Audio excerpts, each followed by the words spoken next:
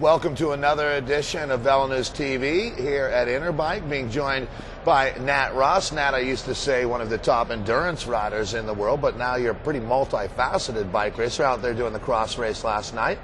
What were your impressions of Starcrossed? Oh, fantastic. Showed up, lost my voice. That's how fun it was, cheering for the women, and then jumped in the men's race. You know, it was interesting, where we were positioned, and Chris Grealish and Brooke Watts really did a great job with that race. But our announcer stage, we really couldn't see the run-up, but it sounded like it became pretty crazy over there.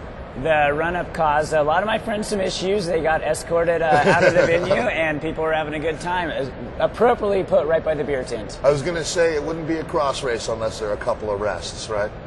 A couple of short rests. Yeah, there you go. Yes. So, and I think that, you're one of the bike racers out there who's savvy and gets what the marketing of the sport is all about. When you see that coming together with that kind of a crowd, and then I think even more importantly, the people that were in the crowd, or the movers and shakers, it was quite the day for cyclocross, wasn't it? You're not kidding. It was the who's who for cyclocross. Women, they started out and just set the pace. The men, they had to step it up, and it was insane.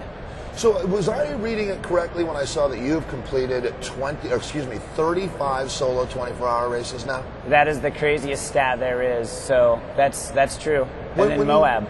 And when you look at that, and are you doing Moab this year? Moab in 2 weeks. Ouch. Oh, great. Ouch. So what will that make it for this season, 2007? Because you have backed off just a little bit. Correct. So that'll be the third 24-hour race of this season alone. And you think is that the balance where you think you'll keep it for a while? I want to take it down to 2 races next year. And what would those 2 be? Moab, probably one of them. Moab, definitely a great course, and the national championships, got to get that jersey back. And so, and this year you ended up on the podium, not the top step that you're probably looking for. Has 24-hour racing become more competitive in the last few years? That's the beauty of it. So you see rock stars showing up, the new kids on the block are knocking on our doors. What about one-hit wonders? We ever see, it doesn't seem like it's a sport that really lends itself to the kind of athlete, let's just say someone like Jeremy Horgan-Kabelski. It doesn't seem like it would really be in his interest or good for him. Well, Jeremy's too smart to do something like that. So that's, yeah. And so for you, looking forward now, are you liking the balance in your life that you found between you running I guess I would call it a professional fit center in Golden? Sure. Is that the way to put it? It is. A little coaching in there too. It is, yeah. Techniques and basically coaching and proper positioning on the bike.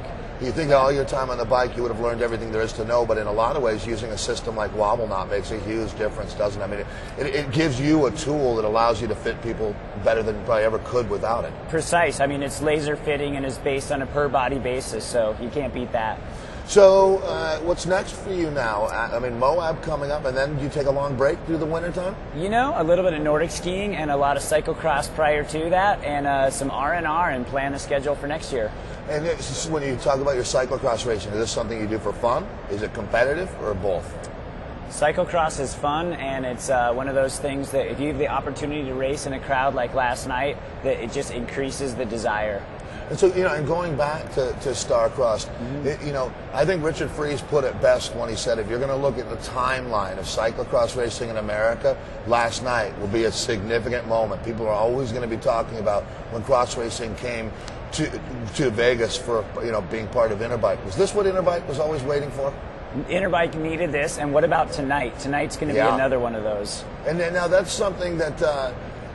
with a long day here at the show and a tough race last night, are you still going to be out there cheering on your friends from the sidelines? I'm going to lose my voice even more tonight cheering for everybody. And once again, we're talking about the WCSN.com World Criterium Championships that are going to be coming up a little bit later this evening out at Mandalay Bay. Do you already have a game plan in place? You're going to grab some dinner and scoot over there? Yeah. You're not racing, are you? Not racing, but I'm going to be on the start line checking them out as they rev up the engines, because they're going to be flying, Dave. Yeah, so, as a person who does cross racing, a person who does pretty serious endurance mountain bike racing, tell me a little bit about your Race Across America experiences. Was it 2 years that you've won that event now? 2 years running Race Across America, 3,043 miles. Wow. Yeah. And so tell us a little bit about the dynamics, because you're racing on a team there. How does that work exactly? I mean, it's not like you guys are wheeling each other, isn't it? That you work kind of in pairs? We do. A four-person team. Correct, Dave. We team up and basically we go for as hard as we can for 30 minutes, take a break, and then the two-person, Mike and I would be doing that on a two-person while the other two are resting. So if you're going to rate this Interbike experience on a scale of 1 to 10, now that we've added the racing, if it was at a 6 or 7, do we go to a 9? Oh, we are approaching the 9+ range with Right these activities this week. Last night was off the hook at Cross Vegas.